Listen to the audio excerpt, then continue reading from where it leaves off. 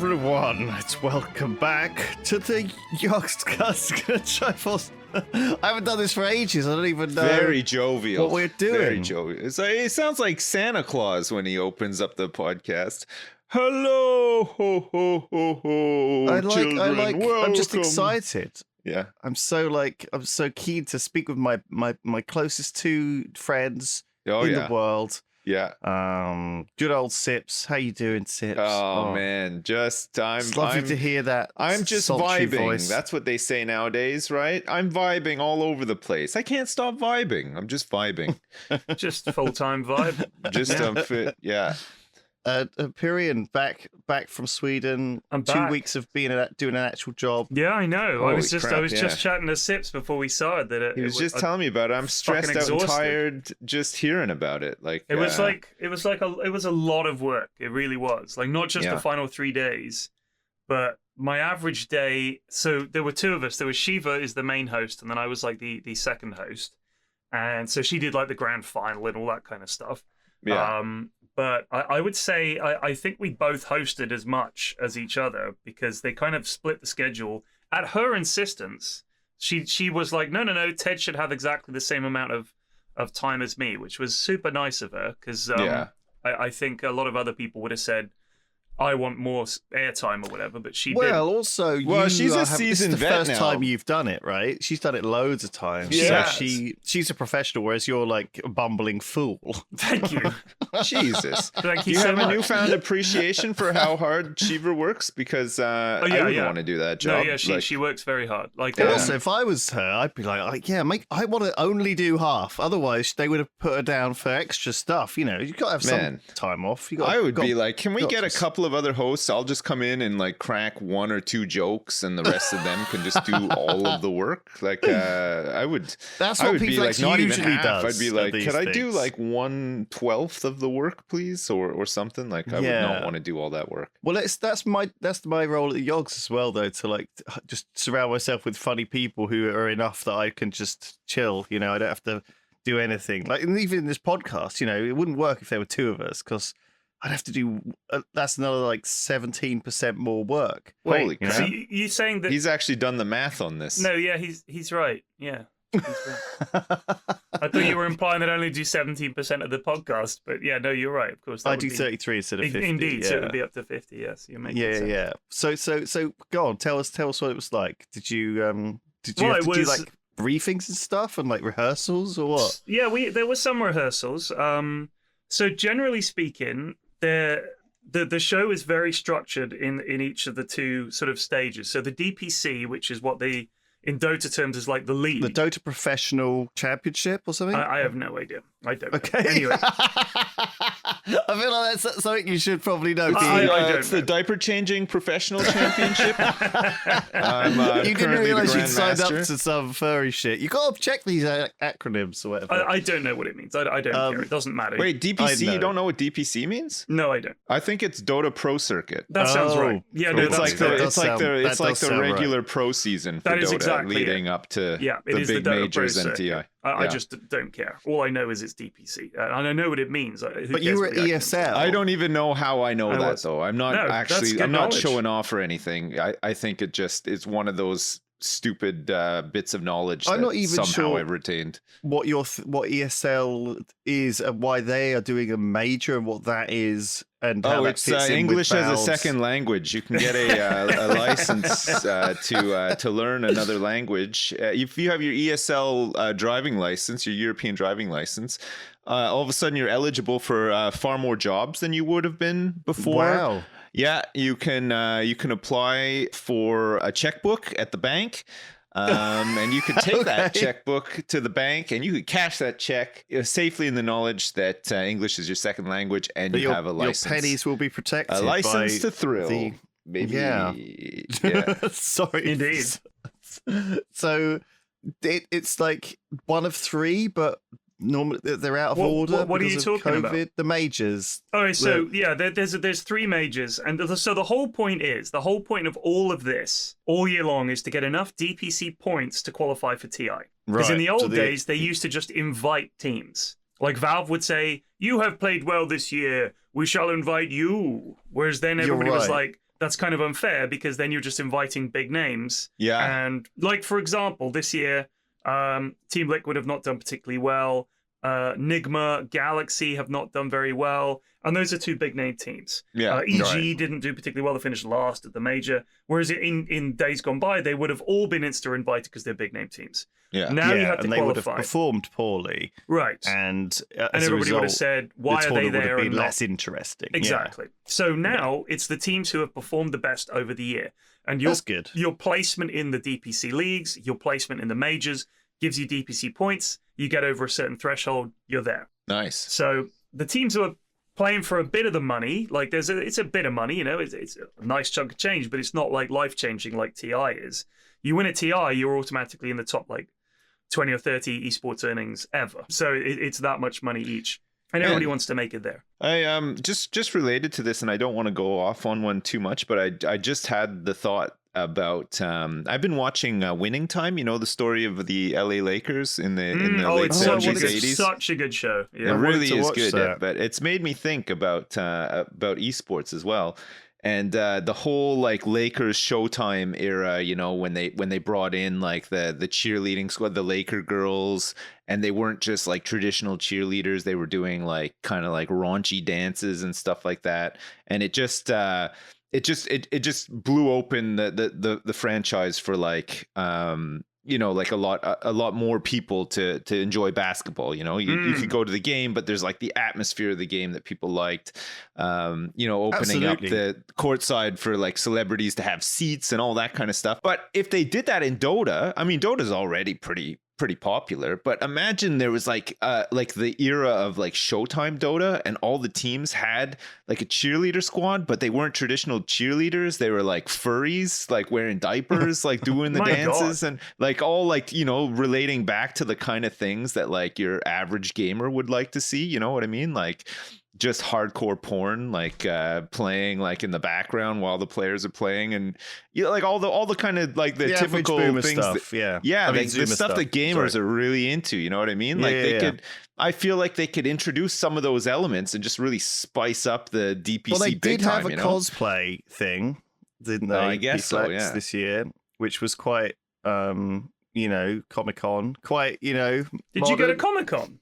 It's quite it's quite BlizzCon-y, Comic-Con-y, gamey thing though, isn't it? It's quite They did a cosplay competition. It's quite for Dota. nerdy cosplaying. Yeah, I think the cosplay scene for Dota is not bad. Like you do see, there's always people posting like, "Hey, check out my Crystal Maiden cosplay." And you know, like there's always pictures of people dressing up as characters from Dota. There was a really good Death Prophet cosplay I saw at Stockholm Majors. Well, they did the whole thing. Flax. Yeah. Did you miss it? No, I was there.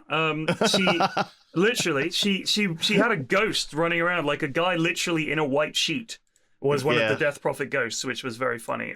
So yeah, there were a couple. Good. Nice. But some of the cosplayers I actually know, like they've been at every Dota event that I've been to doing their cosplay stuff. So I've known them for like years.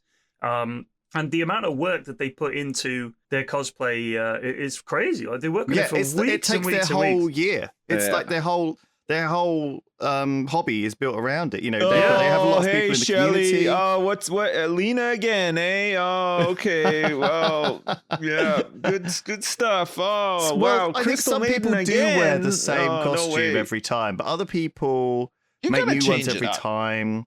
I don't know.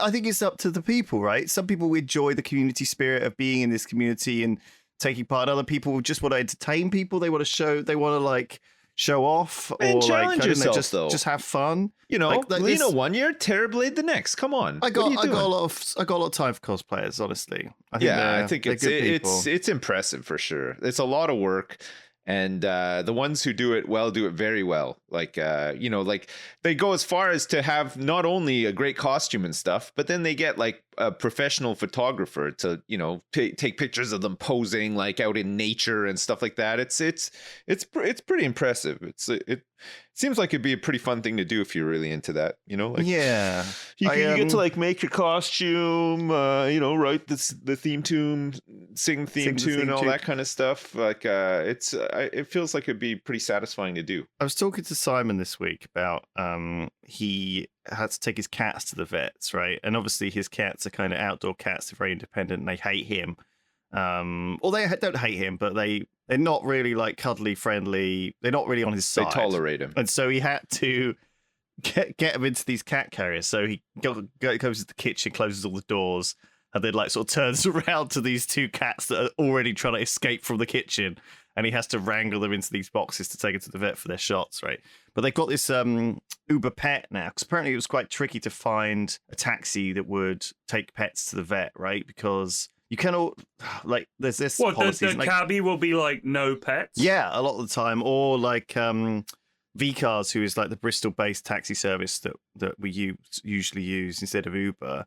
Well, Uber, I think, haven't had up until recently had a no pet policy, but yeah, they made a fuss about it. They'd be like, "Oh, you have to call half an hour, and we might not be able to do it." And so I think he had like missed an appointment because like the taxi didn't turn up anyway. Holy crap! Uber Pets now thing, which I kind of liked because I think any taxi driver who's like willing to like check the box that says they're going to take pets is probably a nice guy, right? Like just pet owners in general. I think, like cosplayers, do you know what I mean? I think they're probably nice people. This might be like just a very sort of strange idea I've got in my head.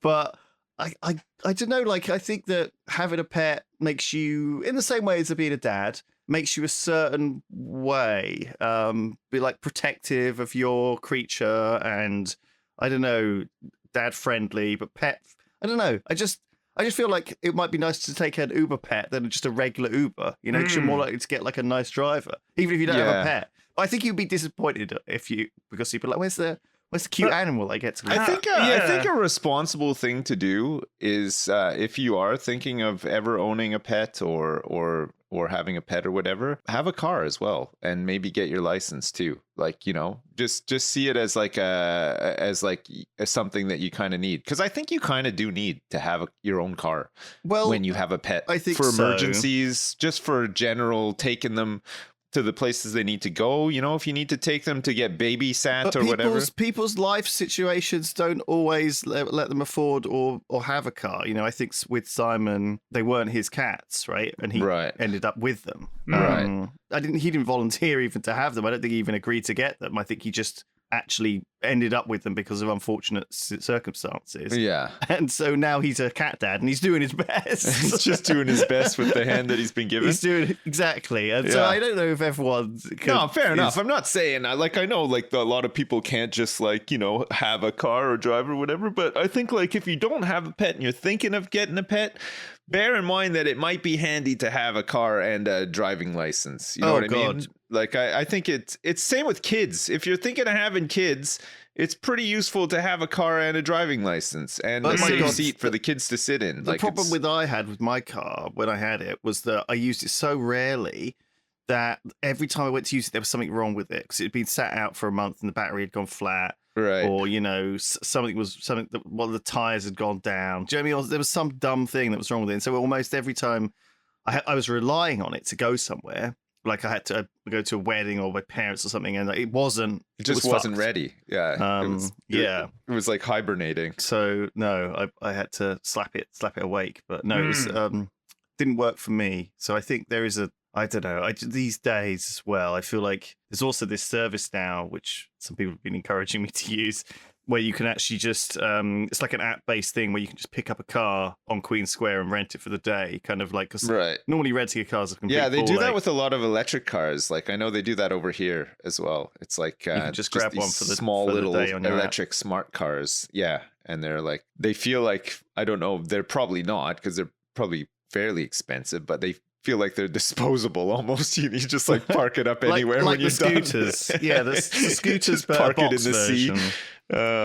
Just update the app. Lime or something, I think. It's on the slipway. They're everywhere. Lime is the one we had in Germany. Yeah. There are, when I was in Stockholm, there were scooters everywhere. Yeah. And Yeah, there seems to be every a wide city has- variety of people. Yeah. I always figured it would just be the youth. No. You see people in like business suits and stuff fucking scooting along. When I've still yet to brave it. But I really think I would enjoy it. You know what? I'm gonna fucking do it. I'm gonna fucking do it. I used them in Lisbon write that when I in was your there diary. a couple of years ago, and it was pretty handy. It was just a little bit dangerous because obviously you you don't have a helmet. Yeah, I and, mean, I'm an idiot You're as like well, right so- on the road with other cars and stuff, which is Do you go on the road? well, yeah. I mean, there's like bike paths and stuff, but you're still kind of brushing shoulders with cars. A lot of the time, so- the cities are not perfect, and there's moments where you're on those Yeah. scooters and you're like, oh shit, I'm gonna have to go on the road a bit here, and Yeah. then you sort of feel do fucking. you squeeze a trigger and it goes, or do you rev a thing? Yeah, it's like the brakes on a bike. It's like a little it's like that. You press that and then it just goes. How Yeah. fast? do they go? Sometimes the handles turn as like they twist. Right. But how Well, you can fast do adjust they how go? fast they go based on. they're not very. I mean, when I ride them, I press the thing on full immediately. It gets up to max speed, and then I hold it there forever. So it's never like. Yeah. Well, never you like- might be insane. No, Well, but he is, yeah. I'm not. Whenever I'm on one, I want to go about twice as fast. Yeah, he wants So to that's get as- he wants to That's get how where he's fast going. they go. Yeah. Not I very see. fast. But they go fast enough. It's actually quite well. I think it's probably like 15 or maybe 15 miles an hour, maybe 10 to 15. It's not a lot. Yeah. Okay. All right. But it's good enough to like. I used one recently because I was going to be late to a thing down here at the office, and I was up in Clifton, and for some reason, and I was like, I don't want to get a taxi because I Do you have a know why. helmet? Do you carry a helmet around with you? I didn't have a helmet. No, you don't have to. I think that's the only But you downside should. to it, because you really should have a helmet if you're going Well, on absolutely. a scooter or a bike or anything. I mean, here I watched. You're talking about. I don't want to give a spoiler away, but in the winning time thing, there is somebody hits their there's head. a bike accident. There's a yeah. bicycle accident. It's pretty gruesome as well. historically Holy true. crap! It is, but That scene is just I went don't right think through people me. understand, but if you're on a bicycle, your head is probably 8 feet above the ground, maybe even more. Yeah. If you have a big bicycle, like you're quite high up. Yeah. If you fell onto your head from even just like a standing position, that's enough. If you just sort of add velocity as pivot well, right? down, yeah. You're But if going you're down a hill or pivoting something. from a standing position and you hit the back of your head on the pavement, people die that way quite often. Yeah. It's incredibly I dangerous. saw a guy skateboarding the other day on the harbour, and he obviously didn't have his shirt on because it was a nice sunny day, and he had the most unbelievable like scrape up his arm and on his back, and I was like, he was like actively bleeding, and I was like, and he wasn't wearing a helmet or anything, and I was like, who does that? Who, like, especially on his elbow, all scraped up on his elbow. I'm like, everyone I've seen is wearing elbow pads at least. I mean, I wouldn't go skateboarding without elbow pads and knee pads these days. No. Right, but the if you're like a hardcore skater, you're not going to wear that. If I mean, you okay, watch, fair enough. If you're just skating along in a straight line, it's not very but dangerous. here's an right? idea. But if look he's actually up- doing ramps and stuff, like he was doing the stuff where Yeah. but 90% it's of just the part time of the they culture. don't land the fucking trick and Dude, they it's fall just over. skate culture. Look up hill bombing. They do this in San Francisco a lot. Hill bombing is when you get a huge number of people on skateboards going down a very big, very steep hill on their skateboards on the road, and the police always come out and try and nick them all and shut it all down. These guys are absolutely cannoning along, like insane speed. Well, because San no Francisco's helmets. so steep, some of those Yeah, but they roads. don't have They're helmets. Crazy steep. When I was in Seattle and we were coming back, there's a part of Seattle, anybody that lives there will know, it's the quite sort of cool bit that's very hilly. I don't know if that really sums up too much of Right. Seattle, but Well, it's like there's one particular area where a lot of cool bars and clubs. It's kind of a little bit run down. It's not in downtown. It's out towards Bellevue, up that direction, and it's a very steep series of hills leading back down into town. There was a guy, t-shirt, shorts, keeping up with all the cars, just skateboarding. That Just going grinding for it, noise it yeah. makes. And I'm thinking all it takes is a pebble or a drain cover that's slightly loose or anything. Yeah. And you are going to fucking die, my dude. Like, what are you doing? You've got nothing between you and the pavement. Come on, man. Life or is worse, so precious. Suffer such a catastrophic injury and then survive it, Life-changing. and your Yeah. quality of life is just cut in I just half don't or get less. It's not worth it. But It's I a- think these people are numb to that due to a number of reasons. There could be. I mean, one, they might not have much care for. They might be unhappy and not have much care for themselves. Two, I think they've done it before, safe and didn't get hurt, so they just have this level of confidence that seems to make them immune.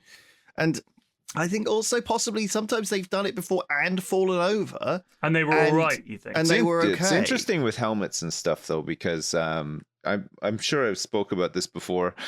It's like a trademark thing to say on this podcast, but I don't know if I've actually spoken to you guys about it. The attitude towards helmets, for instance, when I was a kid, like in the 80s, was totally there's so much more awareness now around needing a helmet and the kinds of things that can happen to you when you're riding like a bike or whatever, doing something where you would normally nowadays definitely need a helmet for. Like we used to ride bikes when I was a kid. Nobody wore a helmet, and in fact, if you turned up with a helmet, people would just laugh at you. Yeah, that's true. Which is weird, Helmet. right? But like at the time, you don't really think helmet anything over of it. But and looking back to like hockey in the 70s and stuff, man, those guys barely wore helmets, and there's a fucking it's like a bullet in the arena that you're playing in constantly. Like that thing pings you upside the head, you're probably dead. Like they're going fast. It's hard as well, right? Like it's crazy. Like even goalies didn't wear helmets. They had like no helmets. Like it's wild to think. Like it's sad to think too that it's taken so many people to have head trauma or die in an accident for people to finally realize, oh, hang on, maybe I should wear a helmet when I'm doing this like high speed sports or whatever. It's crazy. But like now that I have kids as well, I'm like extra aware of helmets and on bikes and scooters and everything else. Like we just put their helmets on all the time. Like it's just not worth it, right? Like they're just wrapped up in like bubble wrap. Yeah, pretty much. But like duct tape. Man, you just like I've known people who have been hit by cars like on their bikes and stuff like that, and thankfully they've all had helmets on. But if it hadn't been for wearing a helmet, it would be a different story helmet, for lads. sure. Just Would you whack it on take your either head. of your kids out on the scooters, or are they too small still, P-Flax? How big do you have to be for these like I don't know. scooters? My big kids electric are pretty scooters? tall. Yeah. My kids are pretty tall. I mean, I think my eldest is 5'4", and my youngest is just under 5 foot. So Oh, well, that's probably fine, right? Yeah. But I guess it's would you allow them Like out a with family you? of giants. What the hell? Thing is, if you're scared for them, maybe you shouldn't go yourself. Do you know what I'm saying? yeah, I'm I mean, I guess I would put them on after the Croggy incident, which we spoke about in Triforce, That's maybe a good 80 or 90 episodes ago. We did now. briefly remind me It of that. was a Croggy is when you give someone a lift on the crossbar of your bicycle. Oh, yes. And my daughter's foot got trapped in the wheel, and we had to get A&E. Do you Oh, remember? yeah, that's rough. She was fine. It was No, just yeah. a bruise, but it was very scary. And I Yes, realized of what course. a fucking idiot I'd been, because kids will do whatever if you're up for something, they'll be like, yeah.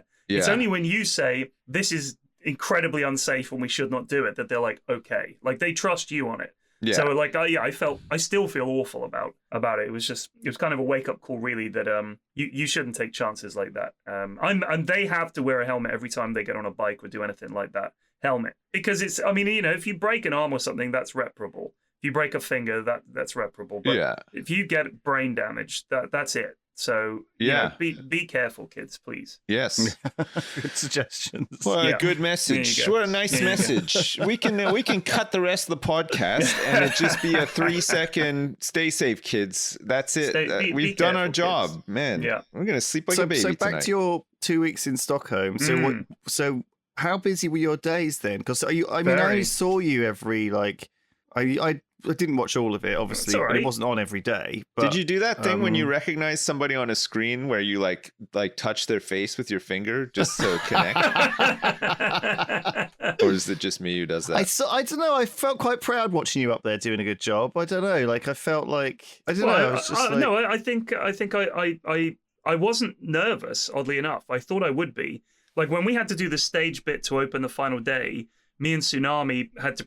He danced around on stage, and I pretended to be a grumpy that old was man. great. Yeah. So we practiced that for like 20 minutes or something to make sure that we had the camera movements down and everything, and we chatted amongst ourselves what we were going to do and everything. And I think 10 years ago, I would have been absolutely shitting myself about doing something like that. Whereas now, once you've done enough stuff on a live stream or a live audience or in front of people or whatever, you just don't worry as much. And I honestly, I owe a lot of that lack of fear to doing stuff with you guys, streaming, things like when we did YogCon and when we've been to Comic-Con, coming to face with people and meeting them, talking on camera, being live, being aware of things that you say are going to be clipped if you say something stupid or whatever. It is a pressure, but you get used to it. Yeah. I mean, we do it all every day. We stream every day, and everything that you're saying and doing is there on camera. And after a while, your brain adjusts to a point where you can switch on, and you're just you're hopefully not gonna make too much of a tit of yourself. But you also are aware that if you do, people are just gonna find it funny. I think that's the main thing. It's forgiving. So I think definitely still get a bit of that scary brain fog, like just paralyzing kind of anxiety when I'm on stage, and I'm never gonna shed it entirely. But no, that's fair. But I mean, it definitely dissipates. When the show opened and I was there at the panel and it was the first day. Was there a live audience there too? Yeah. Oh, okay. So it was like that's gotta be live land for 2.5 years. It was a big audience as well. Yeah, it was big. I mean, it grew throughout the day, and of course on Saturday and Sunday it was much busier. But on Friday people were like, when the stream first started, there's no games for 45 minutes or whatever. So people were taking their time. On Friday in particular, it was a work day and a school day. People, it was like maybe 1,500 people or whatever. On the Sunday, it was packed. Like, it was really, really busy. Thousands of people. Nice. And yeah, I'd say initially when it first started, and when they were counting down, you're live in 3, 2, 1, there was a moment where I thought, am I nervous about this? Like, am I genuinely nervous about this? And I was like, we'll give it a go. Like, I think you just got to give it a go. And I'm here now. Yeah, and, exactly. We're going to have to is- do this now. What choice do you have? The trick is when you're about to speak publicly and you look out at the audience, the trick is to imagine them all ass naked wearing only black socks. That's what Frasier said one time. And he said it makes it easier. I couldn't see them. The lights are too I'd bright, be far so you too can't really aroused see them. at that point to even carry on. Yeah, though. how could you concentrate with a lob on? It's impossible. Yeah, that's I think it's well, I think we've had that a lot as well when we've been on stage. Like the bright lights just dazzle you, and you can't really see anything. You forget so, yourself. You accidentally, you accidentally like do a habit that is only private to you, but you forget yourself because of the lights, and there you are, just picking your nose and eating it on stage, and like, oh my god, disgusting. Maybe Vile. that's your trademark thing. You're picking your ear and like sniffing. That's your okay finger at like after and stuff. Fortnite tournaments and stuff. I think 'cause that's, the average audience is doing that as well. Had a lot of Triforce fans in Sweden, by the way. Oh, Come up nice. and say they love the podcast. So shout out to those lads. There were a lot of people that loved the podcast. Did they say anything? Did they give us any There questions? were a couple of I have a tiny penises. There were a couple of those. Oh. Those are always very funny, aren't they? I like Yeah. one of those. In passing. Tried to explain to the ESL, quite senior ESL exec that I was with, chatting to him in the arena, why someone just came up and said to me, "Period, I've got a tiny penis," and then ran off. Trying to explain that it was a joke made, I think, nearly 5 years ago now, and it's it was it's really still early going. on, and it's We're still reaping dividends from That's it. right. It's still paying out big time. Like a low yield, long time bond is what it was. A really wise investment. It there that was. we made. It's like you're getting about 1% a year, but it's consistently paying out. I was walking past the ice cream shop that's like the number one on TripAdvisor in Bristol, this Swoon. And since it's hot weather, it always has a million people in. And so about every time I walk past, there's someone in the queue who like recognizes me. He's like, "Oh, hey, Lewis." But they don't want to like come out of the queue and actually say anything. They don't want to or lose their yell, "I have a spot, tiny penis," because they're surrounded by people, right? So Yeah, I just usually make it by. Bristolians at that. So yeah, You should have lied to them at the time and been like, "Did you know that this is the worst rated ice cream place on TripAdvisor, and you're standing in line for this?" You could have really pranked them hard there. Yeah, you could have got a better space in the queue. Yeah, and then after they left, you take their spot, and you're like, I don't think it is that good, but because it's number one on TripAdvisor, it gets packed by tourists, the people who are coming to visit, and so there's always a queue all the way down the street. Anyway, I was walking past, and yesterday, I was walking past, and there was a guy there, and he started waving at me, and I was like, "Oh, okay." So I sort of waved back and sort of smiled and stuff, carried on walking. But he'd waved at me quite early, so I'm sort of approaching, and he sort of carried on waving and smiling at me, and I was like, "Okay, is this what's happening?" And I didn't want to look behind, so I thought maybe there's someone behind me. But I did. I looked behind. There's another guy, and he's waving, and I was like, "Oh, for fuck's sake!" It's one of these moments where I'm just caught in the. I got this big idea of myself that he recognized me, and I built it all up, and I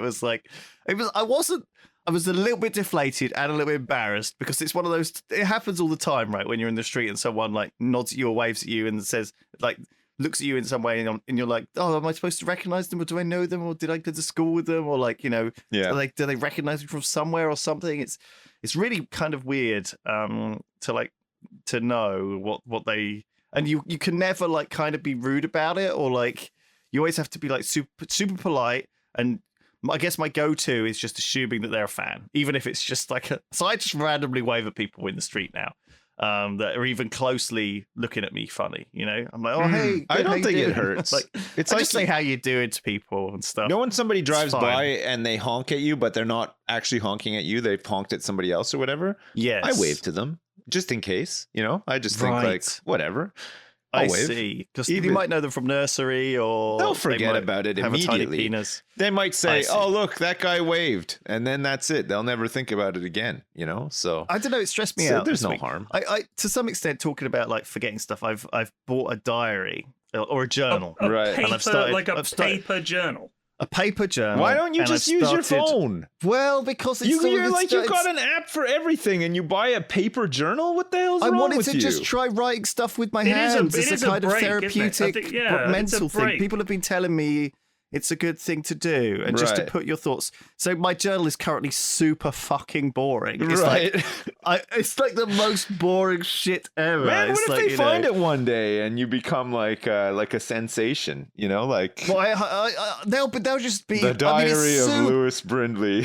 It's not only boring as fuck, but it's like so personal to me. It's like just me keeping notes of things. It's like, oh, you know, I watched this TV show today. It was boring. I played this game today. I didn't like it. You know, I had a cheese sandwich for lunch or whatever. You know, it's super dull, but it's almost like just for me to kind of get a snapshot of what my life is at this time. Why don't you just use Twitter like everyone else? I think this is a nice idea, Lewis. I'm with you on this. It's a quite sweet. You're on the internet all day. Like, no. In my head, when I was writing my first page, I was like, "Why don't I just do this digitally? Because then I could just Control F and search for words." But here's why: because if you think about it, all three of us spend all day on the computer or on our phone, or you know, on a fucking device of some kind. Yeah, it's nice to take a break from that and do something. What do they call it? Not digital, analog for a while. Like to just relax. Writing something. I mean, I find it very stressful writing because it hurts my hand and my handwriting's shit. And I just think if I misspell something, I could just fucking press backspace and type it again. So man, it is annoying. It's not as convenient, but I understand. I surprisingly have a lot of time in the day when I'm not on a computer or device, but I think it's because my kids are still quite small and I have so many of them as well. So it's a little bit different, but yeah, I mean, I don't know, maybe like at some point I could benefit from having a diary. I don't know, but like now I just found like I think this year particularly has gone by so fast, and that's partly because I have a pretty good routine. You know, we do this every Thursday. I do the stream every Monday. I do recordings Tuesday and Wednesday, and we play pretty much a similar game type with similar people. It's all a bit revolving and stuff, and to keep it fresh and exciting. And I enjoy it, everything I do. And I think that's linked as well to why it's so fast. But I think it's just, I can't believe it's June, you know. And it's just so our baby is almost a year old now, which is insane. It's gone so fast. So I'm there with you. I know how you feel. Like this year especially has just gone by like a flash of light. It's been crazy. So my first entry, I've actually left it at home, but I was gonna read it out. But basically, I ordered this fucking diary on Amazon, and of course. Is it an Amazon Basics diary? Yeah, it's like it's like a moleskin journaler thing, right? But okay. When it turned up, that poor Moleskine or whatever it is, Moleskine. It's probably Swedish. It turned up and it looked like it was like a big one on the fucking Amazon page, but I got, as always, scammed. And it was like a fucking half A5, like A6, like tiny, this fucking tiny diary that fits into like smaller than my phone. And I'm like, I can't fucking write in this. So like I started writing like a journal entry in it about how I was worried this diary would be too small. And I'd already like filled the page. And I was like, oh my God, I'm going to have to A, stop waffling so much, and B, Like, I'm a waffler when I'm apparently writing as well. Like, I'm just concerned that I'm going to fill up this whole fucking... Anyway, so I got a bigger one. But the bigger one has, like, this mantra on the front of it, which says, never give up, don't ever stop. And I'm like, I'm not really... I think sometimes you should stop, you know? Like, there's, like, a lot of times in life when you should not take these fucking buzzwordy self-help things to heart because they're harmful. You know, they make you think that you're inferior or something. Do you know what it's they like? make you feel bad when you have like a day those off. people that go on the singing competition shows, and the moment you see them, you're like, this is a no. And the guy's like, I'm going to be a pop singer and write songs, and I'm going to be a superstar. I know it. It's what I've always wanted. I'm going to do it, and I would like to sing for you now, please. Yeah. They're like, in your own time, and they go, and I will wait on you. And then they look at the judges like, I await your praise. And they're like, I'm sorry, it's a no. It's like, what? Oh, I know I'm going to make it. I will never give up. It's like some artist somewhere who has made it, that had talent and perhaps didn't find their breakthrough up until that point and then made it big, is very different. They're not just some guy that works in McDonald's that thinks he can sing. They can actually sing. They're just looking for their lucky break. There's a huge difference. If you have talent, if you are good at something, you should never give up. If it's not working out and everyone's saying to you this is not working out, maybe you should give up. Have a think about it. Just entertain the idea of giving up. Yeah. That's all I'm saying. We're not saying that you should give up. I'm saying you should give up. A lot of things you do learn gradually, and you know your progress might feel slow, but you know if you keep a journal and see how bad you were a year ago, maybe you know the dream is closer. But I think that there is also an aspect of your friends and family will always tell you you're amazing. So sometimes that poor guy might well have had praise from every single person he sung that song to up until that point. His mum and dad. And sometimes that's okay. Also, you know, I think their standards are a bit higher on old X Factor.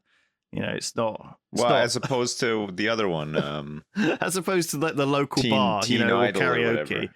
I think he'd probably be a good karaoke singer. No, you know? no. The guy can't sing. This is my point. Right, he's just awful. Did you not hear my rendition of "I Will Always Love You"? I could listen to that. I could in the listen bar. That'd be fine.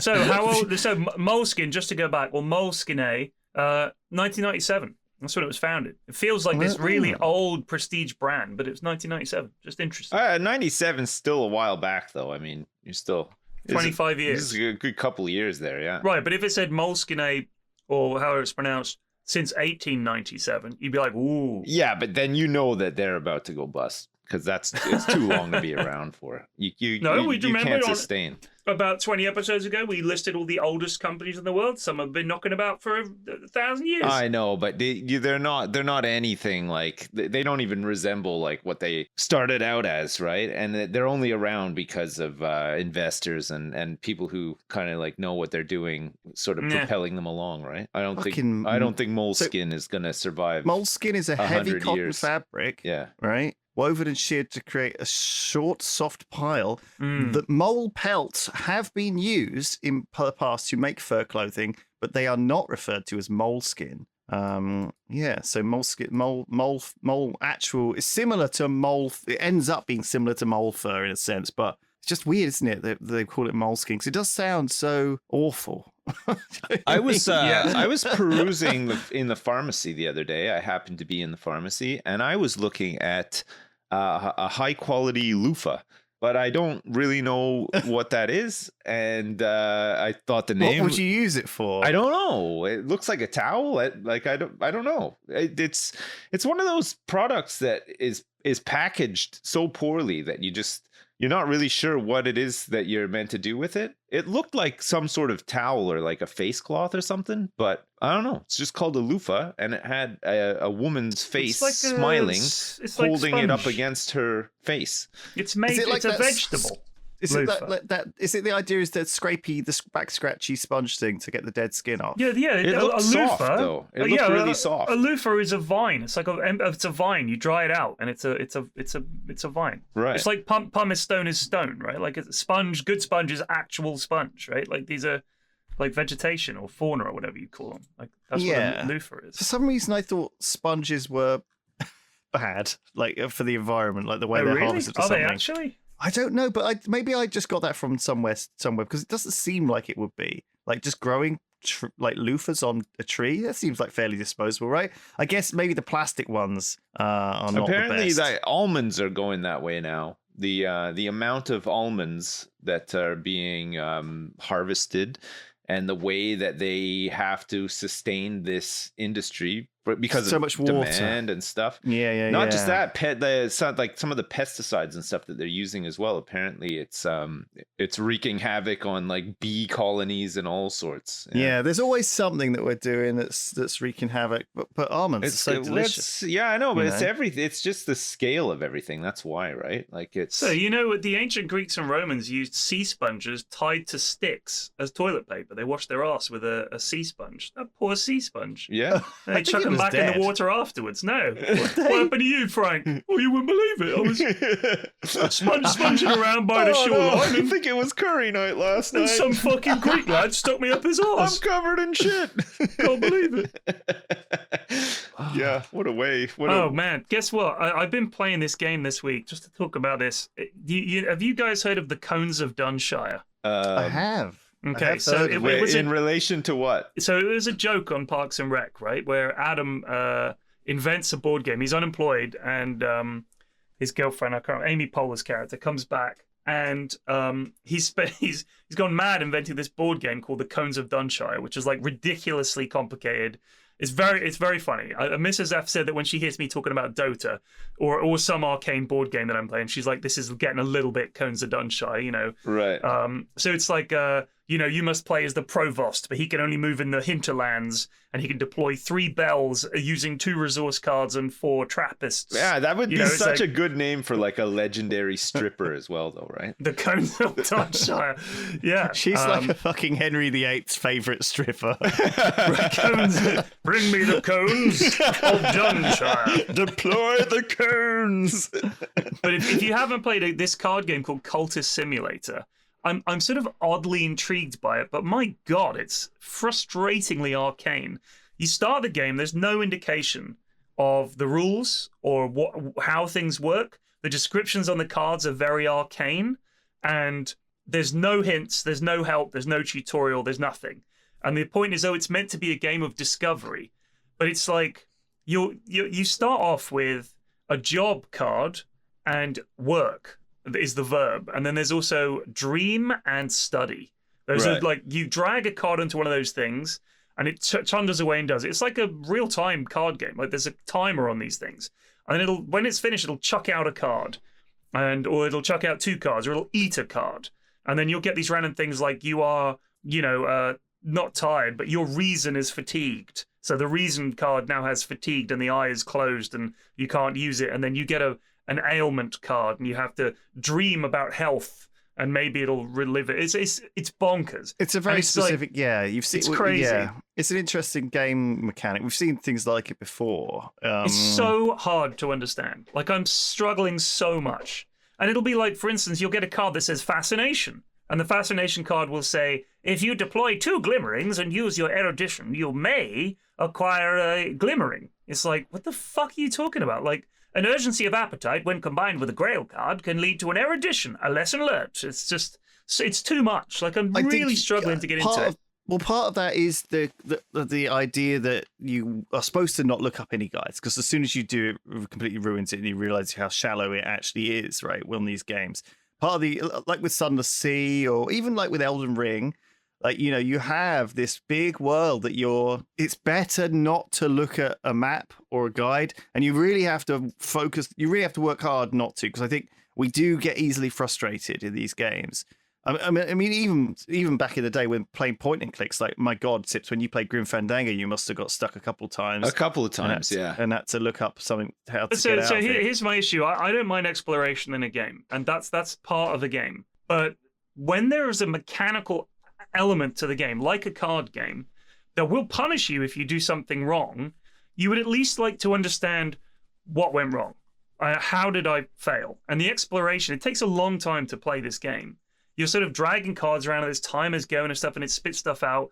And it didn't even tell me, for example, that when a thing pops up and there's an empty slot, I can click on that slot and it will highlight which cards might go in that slot. I didn't know about that for several hours when playing this game because there's no hint. So I'm dragging cards in there and it's booting them back onto my board. It's dragging them back. I was just like, what is this? I didn't like it. He just checked his diary. Like, day 53, played Cultist Simulator. Did not like it much. Here's a game I played. I played Statlands, which came out the other day. I played that. No, that's very similar. That is a really fun. It's right, very it's similar. a very fun Is that card why you game. play Cultist Simulator? Because it was like recommended similar games. Exactly. I noticed. I think it was yesterday you were playing Hard Space Shipbreaker, which is released now, right? Well, it's 1.0. it's full release now. Yeah. But yeah, I played the Shipbreaker Hard Space or whatever. Have you played it before? No. Oh, right. Okay. I wish I'd started it without oxygen limit on because that's just a frustrating thing. So I don't know if I have to start again now, but it was okay. I think that the issue that I had with it was that it's just kind of like half the time I'm just farting about trying to drag objects around and get them into the right thing. Like it felt like less of a puzzle game and more like I'm slowly burning my way over to this bit of debris to hook it into this furnace. And that's not a puzzle. And it's not difficult. It's just time consuming. Well, that's it. So It it's a is little all time frustrating. limited, so you have to. You're trying to be efficient, right? Like that's the puzzle. Is figuring out how. It wasn't time limited though for me. I was just in space with a ship and I was just breaking it down. There didn't seem to be a time limit. Oh, normally, I guess it depends on the mode that you're playing or whatever. Oh, maybe I turned off time then. Can I shout out a game? I got shout out a game called Patrick's Parabox. Right, Look it up. It's look like this up. if you liked. Did you guys ever play Baba Is You? No. I heard didn't it's like really the, good. The though. name annoyed me. I'm sorry. I heard it's really good. Imagine Baba Is You, but more Baba. More I see Baba this. and less you. It's more you it's, as well. It's a really cool, very complicated, very deep. Oh, it's really clever. It's really, really clever. So Patrick's Right. Parabox. I wish Shout out listed to that. Yeah, no, I've added that. But the Baba Is You, the name annoyed me so much I never played it. That's how Yeah. petty But I am. I'm Well, Well, sorry. it's Yeah. the whole point of the game is like that's such a big element of the game. Baba Is You. Like it's a lot of the time you're pushing bat and bat together. And Right, then, but it just annoyed me. It's petty. It's Have petty you and have you stupid, played Satisfactory before, Flax? but I've looked at those games, that and Factorio and stuff, and Yeah. they really don't look like my cup of tea. No, I've been playing a lot of Ooh. Satisfactory recently. It's been nice. I haven't really done much with trains before, so this time around I'm just trying to make like a big logistics network with trains, and it's been pretty great actually. It's really fun. Right. But I mean, I do like games like that. Factorio. You do? and- Yeah. Satisfactory is an incredible game to just lose hours and hours in it. And it Oh, works great it's for so streaming too. I think Hard Space works great for streaming too. Yeah, Hard because you Space just- is kind of nice. very- Factorio. I want to very give. own pace. There's another game called Workers and Resources Soviet Republic that I played Right, yeah. a while back. Again, it's a logistics distribution sort of thing. Less of like a city builder, but basically you're just trying to create these little towns for workers to work in to extract resources and stockpile them and export them or use them to build stuff. So it's a bit like Open TTD, but set in like at the height of like the. I'll check that out. I love that stuff. So much. It's a little bit janky, but apparently like a lot of like it's been updated a lot, and a lot of people are saying like even though graphically it's not incredible and stuff like that, the systems are really really good, satisfying, and it's just like it just turns into a really nice sort of like management logistics sort of thing. Workers and here it is. Yeah, Okay. yeah. It's God, it's so grim. Look yeah, at it that. is. It is. Yeah, it's It like looks like a kind of transport simulator it with is. a Yeah, it's capitalism thing on the top of it. yeah, it is. It's like, Real-time Soviet-themed city builder tycoon game. Yeah. Construct your own republic. yeah. Good lord. you Can gotta, you get fires and incidents like that? God, this looks bonkers. I think you can. Yeah, I think there's all sorts of stuff that can happen. But it's like I feel like it and from when I played it plays a bit like Tropico as well. Where you have to have like right. the right people, like and you have to assign the workers to like the right jobs, and you can have like Right. these gigantic like communal farms and everything, and trains to just like haul all of the products and everything. So I like that. Yeah. I tried a game called Songs of Conquest. Do you remember Heroes of Might and Magic and those games? They were sort of early 2000s. Yeah. Maybe even late 90s. Not quite pixel art, but that was what graphics were like. It looks at the very time, Might really. and Magic, although I've never played Might and Magic before. It is very much like Heroes of Might I know, and Magic. like the look. But it's incredibly difficult. And I follow the guy on Twitter. It's quite funny. They gave me a key, and I played the game a bit off stream before the embargo lifted, and then I went away to Sweden, so I couldn't play it on stream. Yeah. It's very, very hard. Very, very hard. And loads of people, like, when you get to mission 4, good fucking luck, because it's like game over every time. And I was like, Jesus. And the developer was like, we're sorry that this level was so hard. We thought people would be able to do it. It's meant to be hard, but we didn't realize how hard it was going to be. And like, it's just funny to me that this game has like been in development, been full in development for ages. Yeah. And then something as simple as this mission is so hard that nobody can fucking beat it. It just slips into the release. It's just funny. I guess it happens. That does happen sometimes. They just have to like balance it out a bit or tone it down or whatever. But if you're designing a game, how do you decide? Like, if you err on the side of this is going to be really difficult, that can be successful, like the Elden Ring and games like that. But if you err on the side of let's not make it too difficult, then it's too easy and the game is over. So I think balancing the difficulty must be the hardest part of designing a game. Yeah, which you would normally have people play testing to help you with that stuff before you release. But if you don't some have of the that difficulty luxury, would be fundamental to the mechanics of the game. So it would be very difficult. I think it's one of the more overlooked aspects of game design might be balancing the difficulty, making it challenging but fun, which is the essence I have of every a game. take on this, which is that I think the evolution is that difficulty breeds good reviews, right? Because no one is willing to leave a bad review that said this game was too hard, because that makes them look like a pussy. Right? So, oh man, do you know what I mean? So everyone's got to be like, yeah, this game was rock hard, and I felt satisfied, and I felt strong when I beat it. Yeah, I'm a genius. I'm brilliant. I'm gonna put that on my CV. They're not gonna know what hit them. I think it's longevity too, right? Like I think just playing games, like if it's easy, it's boring. If it's too easy, it's boring.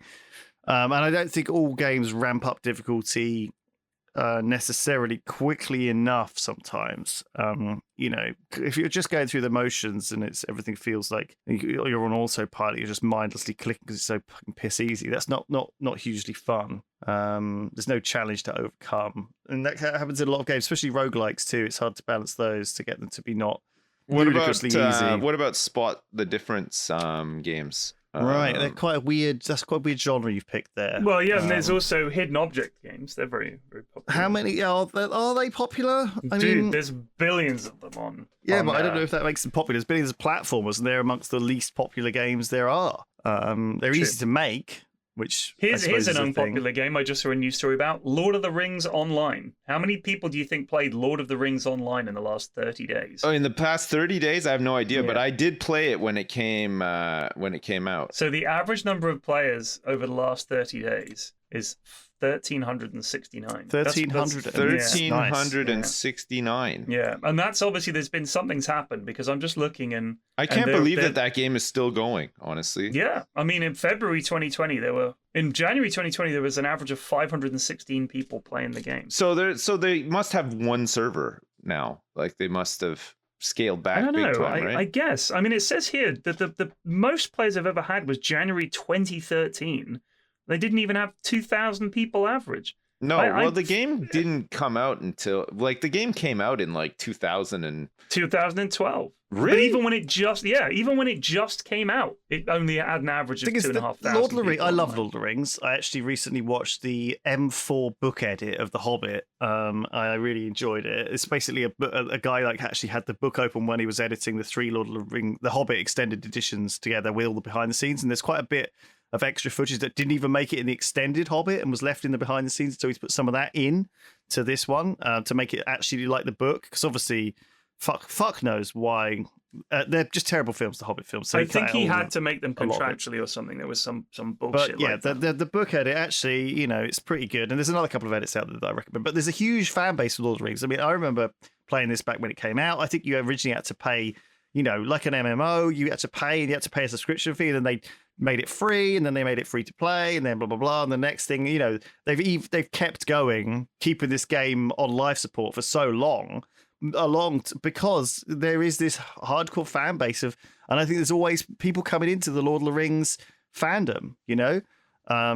I think I don't think it's good, but it's certainly a universe that you can get a feel from, get a feeling of being in the Lord of the Rings world, which is kind of what some people want. Some people just want more of the universe they love, like Mass Effect. Some people just will play all of the shit Mass Effect games just because they're desperate for more of Mass Effect. They'll read the books, but sometimes these universes just don't have enough content. And I think Lord of the Rings is probably one of them. When you look at like Warhammer, they've got absolutely reams of fucking books and stuff and codexes and tomes and maps and lore, and like it's coming out of the fucking bleeding out of the walls, the content. But for some universes, there's you're lucky if you get a comic and a podcast and an audio book, looking at you, Bad Rats. Where's the lore? Where's the podcasts and the anyway, I'm not surprised it's still going. We better wrap this up because it's been a long one, but we've got a lot to say. So just let me say quickly, Dark Age of Camelot is still going. Wow. No fucking way. Yeah. And that was the first MMO I ever has played. about 9,000 players still playing. Wow. What about Star Wars Galaxies? That's that died. No, that's meant to be servers. coming back though. I think they're talking about maybe officially bringing it back. Let's have a look. Star Wars Galaxies, because my mate that doesn't play games played that, and he said that it was absolutely bonkers. I think there are some like fan servers. There's one for City of Heroes as well. Oh my apparently. god. So here's the daily live play account for 24th of May. So 2 days ago, the play account was 9,000. On what? Star Wars Galaxies. There you go. There's still people out there living the dream. It's shit. Oh, man, might have to dive back in. I've played a lot of that when I was But you know what? It'll be 9,000. It's 9,000 Jedis easily, right? Yeah. Because You're playing that. If you're playing that game in 2022. You were obsessed with it, and probably you've been dry for content for like a decade. You are like a totally maxed out to the gills Jedi, and so is everyone else who plays on that server. You think so? Yeah, you would think so. Nobody is casually playing that game. Right, wait, there's no way people are still playing Warhammer online. We've got to stop. We've got to stop this. Thank you, everyone, for listening. We got to stop. All right, it's too much. It's too Lewis is too tempted to play all of these old dead MMOs. Please, he wants to play all of them at the same time. Yes, please. Don't do that. It's like well, if you do, wear a helmet. Stay safe. All right, take care, everyone. All right, peace. Bye.